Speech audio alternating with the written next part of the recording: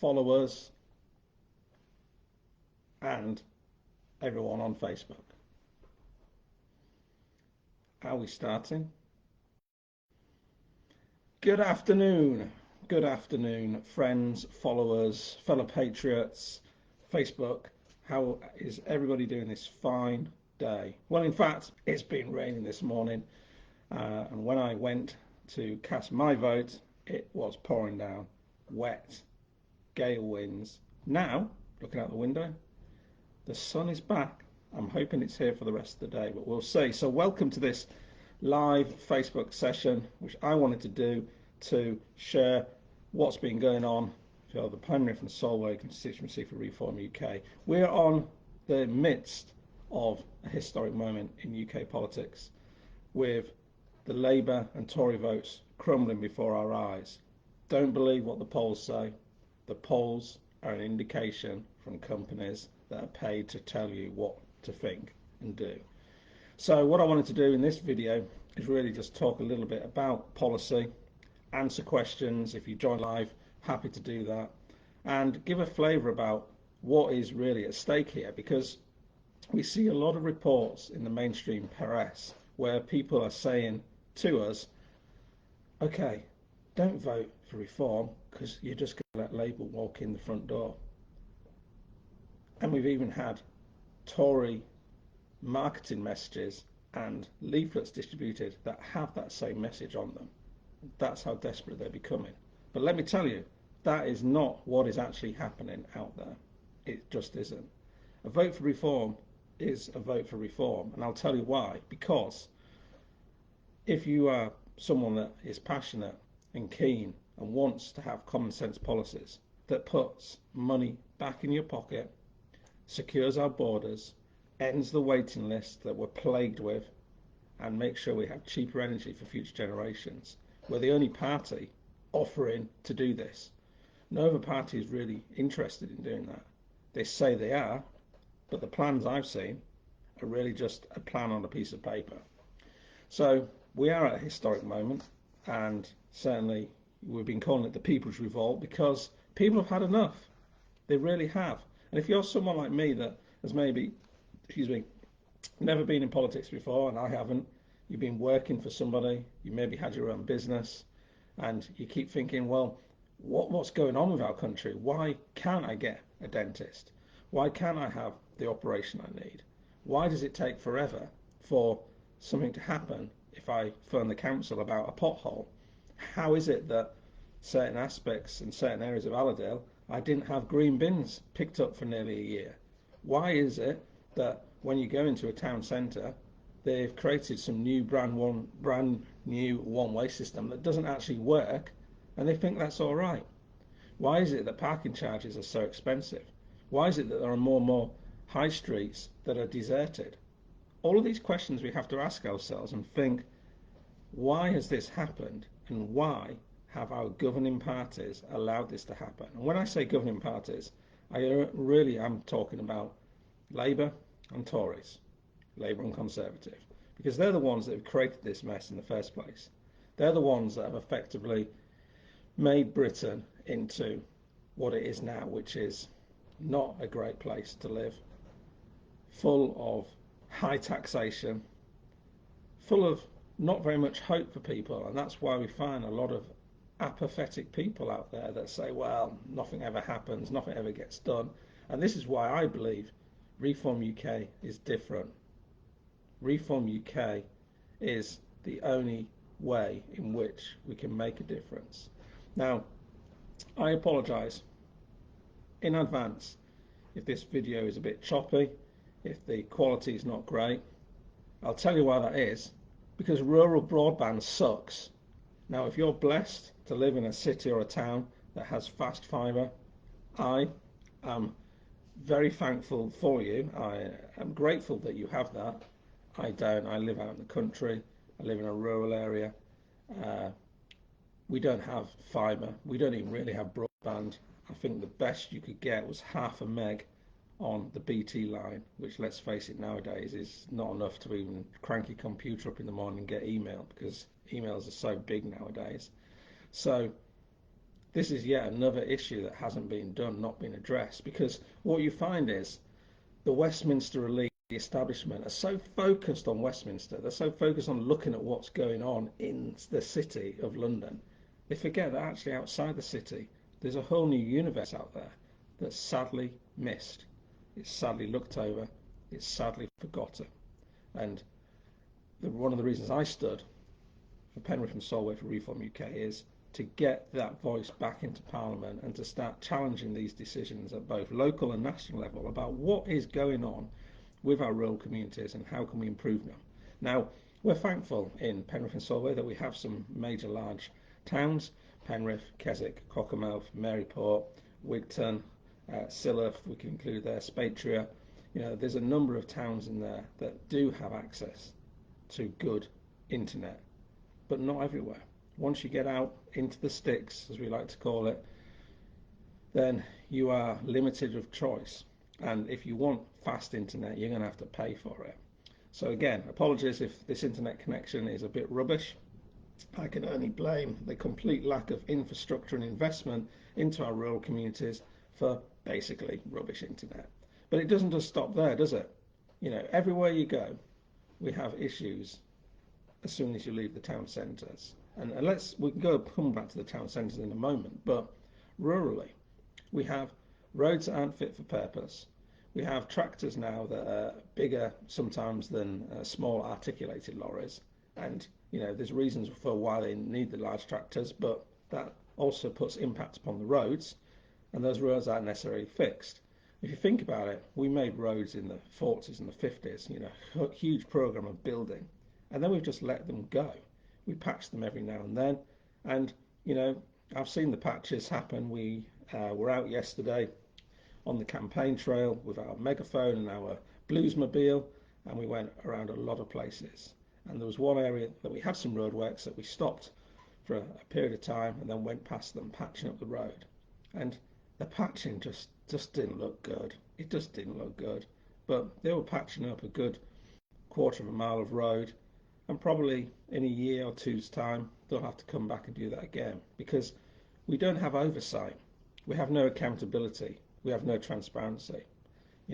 Let's talk about the Penrith Pond, a thing that comes up time and time again for residents of Penrith. The fact is we have a very large factory producing noxious fumes that impact the daily living standards of the people of Penrith. Nothing seems to be done about it. The Environmental Agency apparently have too little staff. They don't have the tools or the laws or the regulations that they need to actually clamp down on this. The Town Council can't be seen for toffee, haven't really done anything about it. And yet the business continues growing, expanding, doing new things, and the problem hasn't been solved. And this has been a problem for years and years and years. And I put it to you that the issue is because of the lack of accountability and transparency at both local and national government. And in that I include both councils, civil servants, I also include councillors and MPs too. There has to be accountability and transparency as to what is going on and why things aren't happening in a fast and fluid manner. Because to my mind, I'm a problem solver, I'm a fixer. We get into situations, we want to get down, look at what needs to happen, then we need to come out and fix it. Sometimes that's not possible to do very fast. Sometimes we actually have to step back a little bit and think about how we do this. But it's one of the reasons I stood for Reform UK, because the policies we have, I believe, are common sense. So coming back to, one of the things I talked about very early on, if you're a floating voter, if you're a voter that's not sure, you've heard some things about reform, some good, some bad, I'm sure, because the MSN has, the mainstream media has been a very biased, a targeted attack on us since the beginning, but that's fine. We will rise above it. But maybe you're not sure, and you're thinking, well, I really dislike the Tories, and they've really messed up Britain. They've broken Britain effectively. They've lied and lied and lied. They've made promise after promise after promise, and nothing has happened. And we can look at that at all levels of government. So then you're thinking, well, I don't want to vote for them, so maybe I should vote for Labour and get them in. But you then have to look at the Labour manifesto, the Labour leadership team, and given that their leader has apparently the lowest opinion polls ever, of any Labour leader, so people basically don't think very highly of him. You have to ask yourself, well, is it the right thing to do to put the red Labour people back into power, given that the number of councils that have gone bust over the last 5 years have been Labour-run councils in the majority of cases, Birmingham being a prime example? Is it the best thing to do to put Labour in charge of a country when their only plan that seems to come up over and over again is that they're going to work hard? And if you saw Question Time with Sunak and Starmer recently, the last one, a lot of the answers to the question Starmer's asked was, well, we're going to work hard on it. How are you going to get the waiting list down? We're going to work hard on it. These things are nonsense.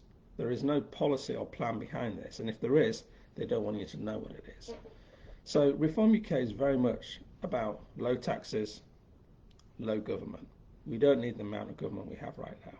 There are things that government employees could do in different organisations which I think would be beneficial generally across the board, whether that's at local and national levels.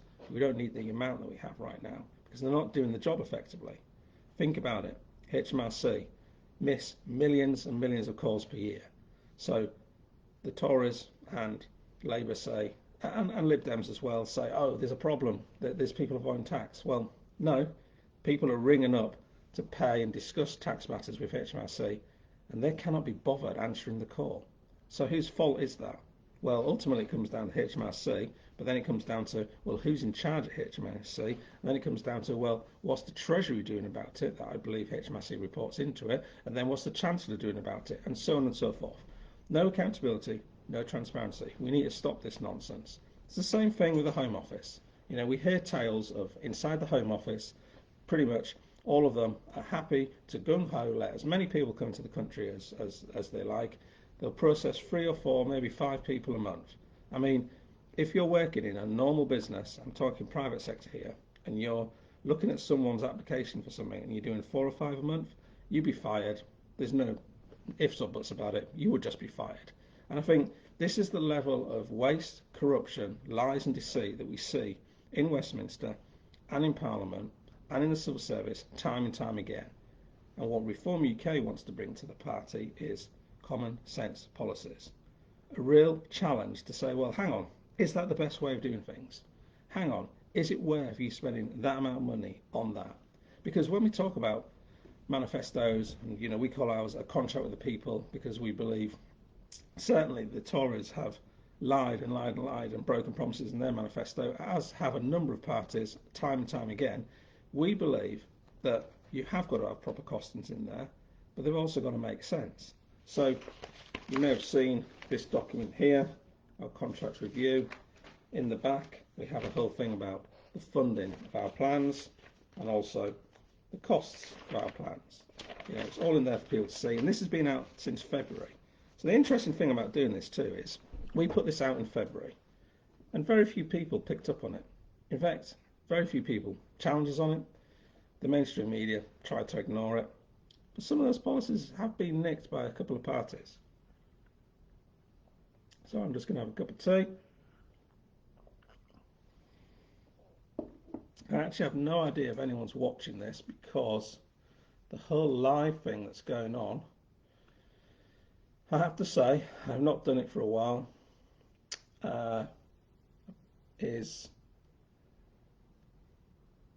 yes, it's challenging. Let's put it then. Right, okay. So let's have a look here, see if we can get rid of some. It wants me to get rid of some tabs, but I don't really know. Let's get rid of that.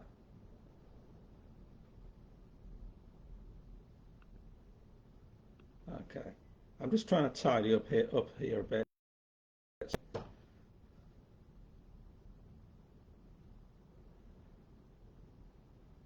I'm hoping I can come back because otherwise it's going to be very, very special. All right, so we're back. All right, so I just want to talk a little bit about some of the money we wish to save, because a lot of what I call unaccountable quangos like to come in and say, well, you know, none of these figures add up, it's all nonsense, blah, blah, blah. Well, it isn't nonsense, and I'll tell you why. Because people like the OBR, the IFS, and all these other little quangos that have come out of nowhere, and apparently now a government needs to get their permission to put a budget in place, which I just think is utterly ridiculous. I really do. If a government is using the Treasury, which should have good people in it, and the Treasury is working with the Bank of England, which you'd also assume has good people in it, if they can't produce a forecast that's actually correct and sustainable, then you have to ask yourself, what are they doing? What are they paid for? Why do we have these people? So, one of the things that we have found on the savings that we have come up with for Reform UK is some of these things none of the other parties are talking about. And this is the thing that I find shocking, if I'm honest, that people don't want to talk about these things, yet they're happy to spend your money, my money, on nonsense. So let's just talk about quantitative easing. So you remember back in the pandemic when we were shut down, locked in our houses, and able to go out for a cold and flu virus, that the government and Bank of England decided to print millions and millions and millions of basically fake money. There is no other way of coming up with it. It's made up money. They printed it into existence. Now, several things came from that. First of all, massive inflation, which the government would have you know it's nothing to do with them, but yes it is, because it's called supply and demand, right? You increase the supply of something, then the demand expands to take up the supply ultimately, which means prices go up. You know, simple economics. But anyhow, I digress. Quantitative easing is essentially an issue that we've had for far too long, and it's a way of the UK government basically just saying, oh, we've run out of money, let's print some more. That is not the right way to run an effective business. And I believe that we should be running the country as a business and making hard decisions on what to spend money on, not just saying, oh, well, let's just print some more. That is not the answer. And the issue is none of the other parties look at this in this way. None of the other parties have a plan. None of the other parties have a manifesto or contract that even deals with this issue. The first thing we would do if we were elected to Parliament and we became the government is, on the very first day, we would go to the Bank of England and say to them, stop paying the commercial banks interest on the money you printed out of thin air on interest terms. Right now, they're paying the big banks 35 billion a year, which is outrageous, unacceptable, and frankly just ludicrous as to why you do this. There is no reason to do this. They're just doing it because they can, because it's helping their buddies in the city. And the issue we have is this thing about transparency and accountability again. There's a revolving door that goes on between big banks, the Bank of England, big banks, the Bank of England, and it has to stop. This is just nonsense. So 35 billion, I mean, most people, you know, when these figures have come out, we can't even understand what a billion is. It would take you 33 years if you started now counting to a billion, 1, 2, 3, 4, etc., to even get to that. 33 years. So we have to stop this, and we have to stop it quickly. The other thing that all of the other parties are not talking about as well is they're happy carrying on with the status quo. They're happy carrying on with the 600 plus government departments, quangos, commissions, you name it, that's out there, funded by you and me, the taxpayer. We're not. We want to scrap a lot of those quangos and review every single government department to find out what they are doing and what value they're bringing to our lives. But also, more importantly, we want to say to them a very simple thing. Can you save a fiver in every £100? Just a fiver in every £100 that you spend. Now, having run businesses for 25 plus years, I would say that's pretty easy to do. You have to look, you have to dig deep, you have to see, but there's always easy pickings, or easy fruit that we call it, that you can just pick off the tree and you can make those savings. None of this is being done in government. There is nothing in any of the other plans by the other parties to do this. So again, when you're thinking about going out to vote and you haven't yet made a decision, you have to think about, well, do I want to carry on with the status quo? And I mentioned earlier that a lot of people are very, very annoyed by the Tories, and rightly so, as am I. But they're then thinking, well, maybe we should vote Labour to get them in and let them have a go. Well, it doesn't work like that. You get Labour in, they're just going to bankrupt the country. I mean, the country is pretty much bankrupt, but it's not quite. They're going to bankrupt it because what Labour do, and if anyone has gone through a Labour government in the past, they spend, spend, spend, and tax, tax, tax. And then they come out of power and they hand over pretty much nothing to the Tories, who then go on and make some changes. Now, if we were able to say to all government departments, can you just save £5 every 100? That would save 50 billion. So I have to refer to some notes. There's a lot of figures and stuff I'm sharing with people. 50 billion per year, just doing those two things I mentioned. So 35 billion on the quantitative easing, that we're not going to pay any commercial banks any interest on money the Bank of England printed out of thin air. Ridiculous decision. 50 billion on saving £5 in every 100. That alone, those two policies, allow us to make the biggest pledge that we've made in this campaign so far, which is for all working people of all races, all religions, all colour, which is we will increase the income tax threshold to £20,000, which means you pay no tax at all until you get to £20,000. That conservatively, I don't really like to use that word, but I will, it will cost about 70 billion to do that. So the two savings I've just talked about, the saving of £5 in 100, the reduction in the interest paid to banks, will pay for that pledge. In essence, what it will also do is it'll take 7 million people out of paying tax. Now, I don't know about you, but most people just want to earn a decent wage. They want to go out maybe a couple of times a week. They want to have a nice holiday. They want to have a house that they can love and own and, build and decorate nicely and all this kind of stuff. They might want to have some pets, kids, etc. What they don't want to do is be taxed out of existence because someone at a government level just likes spending their money. And that's what's happening right now. And I think this is the difference between us and all the other parties. We're not interested in spending your money on nonsensical schemes and made-up policies just for the sake of it. We're not interested in keeping the establishment as it is and just carrying on and essentially just spending because we can, not because we should. I'll give you a prime example. Most councils, as you know, have a budget. Now, you might think council tax goes to the council. It doesn't. Council tax goes directly to the government, and then they peter a little bit of it back down to the councils. Now, council budgets are set on what they spent last year.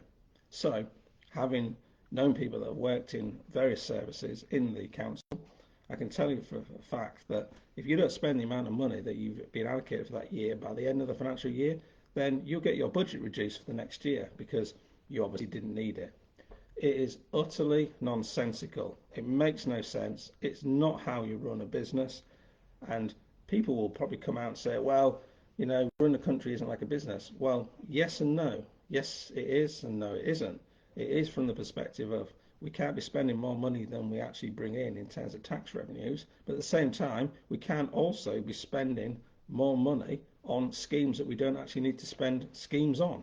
So we have to get that balance of lower taxation, but also making efficiencies in the process and the departments of the different government departments that are out there, the councils that are out there, to make sure that we are seeing value for money. Now, another one that we are keen on doing is foreign aid. Well, foreign aid is a massive budget.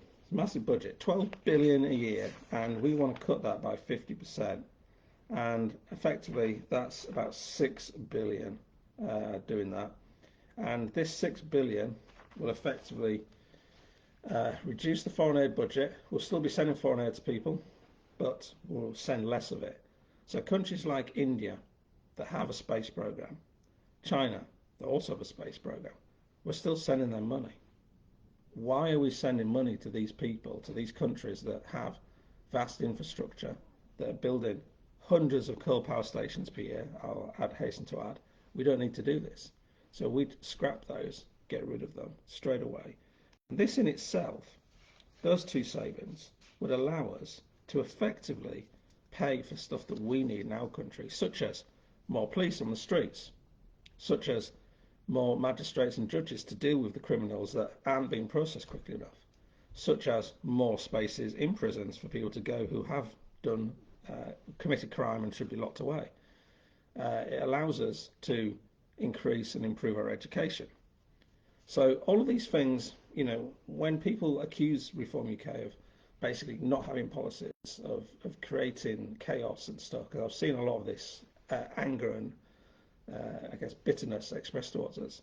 None of this is actually true. This is about sitting down, coming up with good policies, common sense policies that work for everybody, that are very focused on the individual and helping local communities grow and helping you and me, ordinary people, to live our best lives, which is what we want to do ultimately. We are very firmly against continual government interference in your lives. Now, I would say, if you want more government interference in your life, vote for the Tories and Labour. Please do, because they'll give you it, and they're very happy to. We are fundamentally against all of that. So we're against ULEZ. We're against this nonsense of charging people to use roads. We're against this thing about 20-mile-an-hour speed limits. We're against the banning of petrol and diesel combustion engines because someone thinks it's a good idea. It isn't. We're against essentially digital coinage, a centralised business. I can't even say the correct words. A digital currency, that's the one. We're against that because that is control, effectively.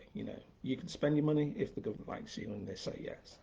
We're against all of this incessant bureaucratic red tape that is interfering in every aspect of our lives. So for right now, let's talk about, if you're living out in the countryside, which a lot of my constituents do, and you want a couple of chickens to have some eggs, well, apparently now you need a license to have a couple of chickens. What utter tosh and nonsense. Seriously. The people at DEFRA have never been to a farm in their lives. They don't understand a farm. I've heard farmers tell me they've got 12 to 15 people that have never been on a farm telling them how to manage their farm. It has to stop. We've got to get rid of this red tape. We've got to go through the 6,700 laws and regulations that we inherited from the EU, line by line, law by law. It's going to be extremely painful, but it needs to be done, and we need to get rid of them. The ones that don't work, of course you want to keep the ones that work, and we don't want to rewrite them just for the sake of them. Some of them will be okay. Some of them will be utterly ridiculous. Here's another example. If you're out in the countryside right now and you're a farmer, you need certain qualifications and to be a member of a certain scheme to buy commercial rat poison. Why? Because someone at DEFRA decided that's what you needed to do because of some EU regulation from back in the day. I'm telling you, these things are nonsense. They need to stop. Government needs to be small government, needs to let people get on with their lives. Let's have respect. Let's have laws that make common sense that people can abide by, and let people get on with making money, living life, and effectively enjoying themselves. Because right now we're in a situation where that is not happening. Okay, lots of things I can talk about. I realise I've gone on for 28 minutes. Had a few views, but not that many, but that's fine. This is just out there if anyone wants to watch back later on. So I just want to say this. If you haven't voted yet and you're thinking about voting, your vote can make a difference. It can overturn a political establishment that has been in power for the last 100 odd years. It can say no to that and say yes to something different. Now, don't get me wrong, Reform UK will probably make some mistakes. Of course, we're all human, but we're all coming at this from the perspective of being business owners, people who have worked in large companies for a period of time. We're coming at this from the perspective of not just lawyers, of which a lot of politicians in Parliament are. We're looking at this from the perspective of different people from different skills, whether this be farming, agriculture, retail, property, business, the NHS, education, a whole plethora of skills. And what we are looking to do is bring that to Parliament to start to unravel some of this chaos that's going on in Parliament. Because when I look at Parliament and I look at the so-called debates, it's so childish. It really needs to stop. It needs to be conducted in a much more dignified manner. If you've ever been to some of the proper debate societies, people put across pros and cons, there's a debate, it's all very respectful. We've kind of lost that. So the Tories are facing an extinction level. They are going to be wiped out. They deserve to be wiped out. And it is our aim as Reform UK to be the official opposition. But we can only do that with your help. And the reason why we need your help is we need more votes. because our voting system in this country is paralysed and stuck in the 19th century. You may or may not know this, but our voting system is one of only two in Europe that is first past the post. The other one is the former Russian state of Belarus. So our system very much works like this. People go and vote at a constituency level, you get so many votes. Whoever wins the most, they go to Parliament. Now, it is widely rumoured, depending on which poll you look at, that Reform UK will win a very large vote share. It could be as low as, say, 18 to 20%. It could be much higher than that. But the trick and where this kind of comes in play in terms of making a difference is when you get to above 30%. Now, the reason why this is important is the more people we have vote for us in a certain area, in a local area, the more chance we have of electing MPs to Parliament to challenge the government on this nonsense that will be coming. And I think, a lot of us do understand and believe, sadly, that, the Red Wall will take over this time because the Tories have done such a bad job. But at the same time, we believe that Reform UK can be the opposition party. So we need your vote to help do that, because the Tories are not going to do that. The Tories are just one side of the old same grubby coin that Labour is.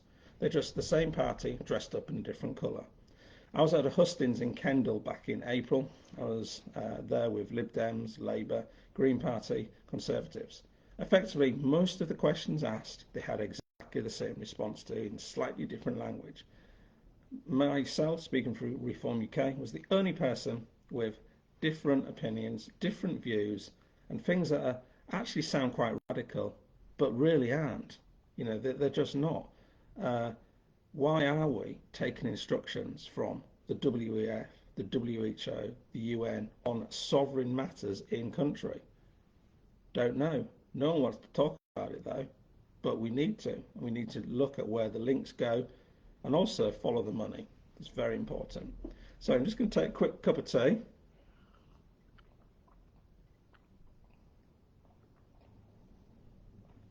And let's just talk about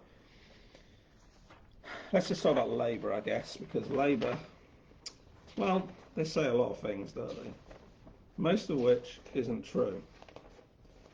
Now, when we think about Labour, and the mainstream media is firmly on their side, it's so biased, it's quite funny really. And we've got papers coming out that have, say, been Tory for years saying, oh, you've got to vote Labour. Well, the readers themselves don't think this. It's the business owners behind them, the Murdochs of this world. The Sun that came out the other day and said, you've got to vote Labour, it's the best thing since sliced bread. Well, their readership poll on their own website showed that most people were going to vote for Reform UK. And this is the other thing you need to think about is there's a lot of people out there that are going to vote Reform UK, but they're not going to tell you they're going to vote Reform UK because of the hatred and bitterness that comes from the left. And I've experienced this myself on the campaign, and it's been quite rude and quite shocking, really. I'm all for debate, I'm all for discussing things, I'm all for having, some argy-bargy and a bit of banter, but some of the comments that are being made by people from the left, from the Labour supporters, been truly despicable. They've been very active certainly in Penrith and Solway, tearing down certain banners and posters from certainly the Tories. They haven't necessarily done any of ours yet, but who knows? And it's just not needed. It's just not necessary. And I think the thing about Labour is you've got to remember a couple of things. First of all, they're a London party. They love political correctness. They love it. And this is at the cost of working Brits. They'd rather cosy up and say the right woke things to get them in the right places than actually deal with matters that ordinary Brits want to be dealt with. It's also the party of open borders. No matter what they say, they're going to make migration worse. And in fact, Starmer's already said that they're just going to fast track the people that are in the queue to be processed and basically just going to let them in anyhow. We don't know who any of these people are. They've all lost their passports on the way over. This is despite the fact that you can get a flight to the UK fairly cheaply and arrive at the border and you can, claim asylum there. Who would really want to do that? This seems much more fun to pay someone £3,000 then lose your passport, but I digress. The other thing Labour will do is they will tax you until the pips squeak. Now, they said they're not going to raise certain taxes, but there's so many more they can raise that they've not talked about. So whether that is inheritance tax, where they're talking about taxing farmers who are trying to pass on their farms to their relatives and sons and daughters, whether it's stamp duty, whether it's taxing other things, adding VAT to things that don't have VAT right on, they'll find a way and they'll tax you. And the other thing which bemuses me still to this day, and I don't get it at all, is Labour still don't really know what a woman is. They just don't understand that what a woman is, a biological woman. And these are the issues and concerns that we have in Reform UK, because we say there are two genders, there's a male and a female, that's it. People may want to, cross-dress and do this and the other and come up with other ideas about their own identity, and we will have respect for them, of course. And some people may very much feel that we're born in the wrong body, and I very much sympathise with them if they feel that way. But from our perspective, we have got to get back to common sense practices. We cannot be going around making women's spaces unsafe for women. We cannot be doing this. So if this means we have to create additional toilets, then that's just a cost that we're going to have to come up with and say to the voters, by the way, it's going to cost you another 30 billion to put in additional toilets for the people that don't want to be in a male or female toilet, and we need to keep them separate. This is one of the things that we need to be thinking about, because Labour say many things, but they leave most of it very unclear. And this is our concern, is they are going to continually bring in new stealth tax, new things they're going to do. Most of the manifesto, and I've read parts of it, I've not read it all, because it's 122 pages of nonsense. It's just airy-fairy language. It doesn't really make sense. There is no specific plan about what they're going to do in X, Y, Z. On the NHS waiting list, they say they're going to work hard. Well, we're going to work hard, but we actually have a plan. The plan's simple. You encourage doctors and nurses back to the NHS. You basically offer them tax-free incentive for 3 years, so they pay no basic rate income tax. You encourage medical students into the medical profession by taking off all the caps on university places and say to them, if you stay here for 10 years, we'll pay off your student loan. And then you introduce a voucher system so the private sector can take up the slack, which for some reason the NHS seems to be woefully inadequate at doing. So whether that's a doctor, a consultant, or an operation, if you can't get seen within a period of time, you get a voucher to go private. Now, obviously, there was a period of time, and none of the other parties also talking about this, when we had lockdown. And one of the other issues I have as well with the other main parties is they will happily lock you down again tomorrow if it suits them and it's in their favour. Reform UK is against all lockdowns.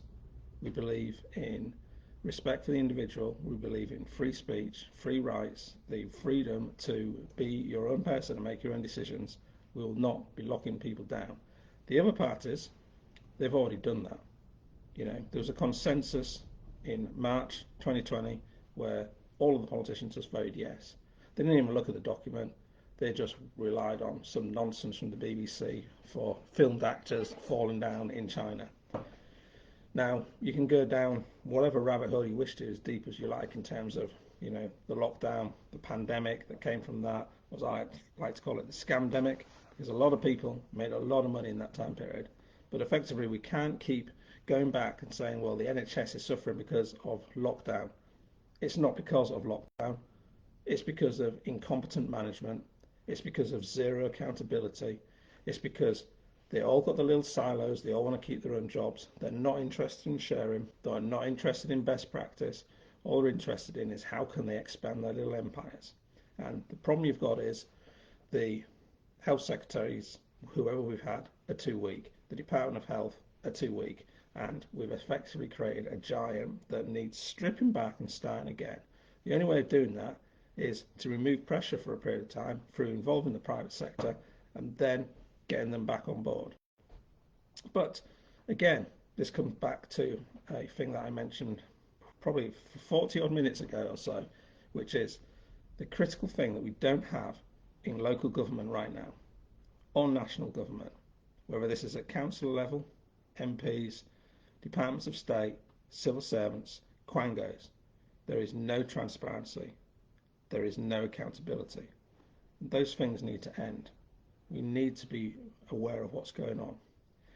If I am elected as your MP, I'm committing to holding an online forum once a month where anyone can come along to. We'll hold it on some kind of fashion, something like this, online. People can come. I'll give an update on what's going on locally. I'll give an update on what's going on in Parliament. You can ask questions. You can get feedback. We'll do some polls and stuff to get people's actual genuine feeling on matters. So we can take that back to Parliament, because it's very important to me that you are represented and that we represent you in the right manner so that you can effectively move forward and understand what is going on, because everything is just very closed doors. Hush, hush. No one knows. There's lots of things going on that no one knows about, and sometimes I think people are slightly apathetic about that. They say, well, it's nothing to do with me, but it's everything to do with us. This is our future at stake. This is your children's future at stake, and people need to know what's going on. I'm a firm belief that everyone should be involved in politics in some way. And there doesn't need to be any kind of, what we've experienced in this campaign, argy-bargy, smear campaigns, nonsense, hate and rhetoric. There just needs to be some meetings where people can come. They can discuss issues in a safe environment and not feel they're going to get throttled by someone, and have a conversation. We're not doing that enough, and we need to do more of it. So for me, it's very much about how we pave the way for a radical change in politics, where your MPs and your councillors aren't just elected and then bugger off and do whatever they like. They are held accountable. There is transparency throughout the process, and you, the people who elect either me as your MP or, say, councillors, actually know what we're doing and why we're doing it, because it is important to know. And I'm very much of the opinion that, we're not always going to agree, but at least if you can see the thought process behind where we got to a decision, how a decision was made, you can at least think, well, okay, that's fair, I understand. Now, another point to kind of, I don't know if we're wrapping up just yet, but probably shortly, migration. So there's been a lot of attacks on ReformUK for being so-called racist, for being so-called fascist, for being so-called whatever. I'd like to just put an end and a stop to this. All of the volunteers, supporters and candidates that I've met and I've worked with are very clear about one thing. We are proud British citizens. We want to protect British culture, and we believe that migration is good, but it is unchecked. And this is a pure supply and demand aspect as well. I have to bring that in. If you have a population that's this big and then it expands that big, but you don't provide any services for this size of population, you just provide it for that level of population, that's why nothing works and you can't do anything, because there has been no forward planning. It's been completely unchecked, completely unmonitored, and it needs to stop. So Reform UK is about putting a line in the sand, saying, let's just stop for now. Let's gather ourselves. Let's process the people that are here. Let's say and go out to the world and say, these are the types of people that we want to come here, and here's how you qualify. Nothing wrong with that. For the people that are coming over illegally, we need to process them in a swift, safe and humane manner. And the other thing that we wish to do is we wish to be on the side of British citizens. So if you come illegally or if you come legally, you won't get benefits, housing, NHS for free for 5 years. Now, this happens everywhere else in the world. You can't turn up to other countries and just expect to get stuff for free. There will be costs involved. But unfortunately, Britain is seen as the free country of Europe. And the only way of us getting out of this situation is to draw a line in the sand and say, here's the new rules, here's the new regs. If you still want to come, then you can, but be aware this is how you're going to be managed and handled. And, we still encourage you to come if you meet the criteria that we're looking for, but be aware that these rules are in place. So this is not about race. This is about managing our country's resources for the betterment of our British citizens. It is about managing our public services and letting them have some breathing space while we sort out all the issues that are going on. whether this be across the board on education, NHS, policing, justice, you name it, fishing. There's issues everywhere. We need to draw a line in the sand and then work back on this. So these are just some thoughts and feelings I have on the matter. And, Reform UK is the party for the people, 100%. I've, on the outside, looked at various parties in the past, and I've looked at things that have gone on, and I thought, well, I kind of understand some of where they're coming from, but I don't really agree with what they say. The Conservatives, I remember being in a meeting with one MP, and he said, oh, the Tories are the party of the entrepreneur. Well, let me think, most entrepreneurs are going bust. High streets, the rates are too high, the energy costs are too high, the footfall's too low because we've just allowed online businesses to come in and charge them nothing at all in terms of a delivery tax. And by the way, they're all offshore anyhow, so they don't pay any UK tax or very little. The Labour people say, well, we're the party of the people for the workers. If that's the case, how come that you're not going to change any taxation so that workers get more money in their pocket? How come you're not going to actually address some of these issues in terms of why is British Gas making basically a couple of billion per quarter in profits and our energy prices are amongst the highest in Europe? You're not going to address that either, are you, Labour? So all these things they say are just, they make no sense. Lib Dems, I don't know who they're the party for. They just amble around. And the Greens have, some really strange policies. They have some interesting policies too. And I understand some of what they say. But for us, Reform UK is about common sense. It's about practical policies that actually matter to you and me and everyone else that we know. It's about reforming government, reforming the House of Lords, reforming the law courts, reforming the prisons, reforming the police, reforming the education system. This is all about reform, and that is something that takes time. But if the people want it, and I believe they do, then if you are still thinking about who to vote for, you should certainly deeply, deeply consider voting for Reform UK, because we're the only party who is committed to making sure that we reform everything from the ground up. Lower your taxes, secure the borders, cheaper energy, and zero waiting lists. And on top of that, we have nothing to do with any of these globalist policies that are going on, whether this is the WF, the WHO, etc. We will have nothing to do with that, because we need to manage our country for our citizens and for the betterment of everything that's going on in the world. So I think that's about it from me. There's so many more things I could say, but I would end with this. You do have a once in a lifetime shot here to back us.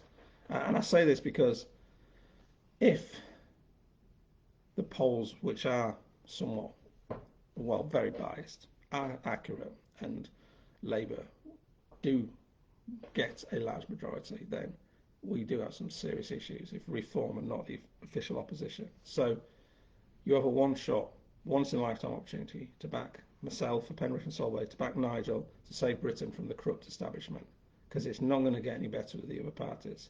So vote for Reform UK on July the 4th, today, and let's choose a different future for our nation. Let's make Britain great again. Join the People's Revolt. Join me. Vote for Reform UK. Thanks for listening. Thanks for watching. And again, I apologise if the broadband was rubbish. That's because in rural areas there is no such thing as fast broadband. But don't worry, the London elite would not have you know otherwise.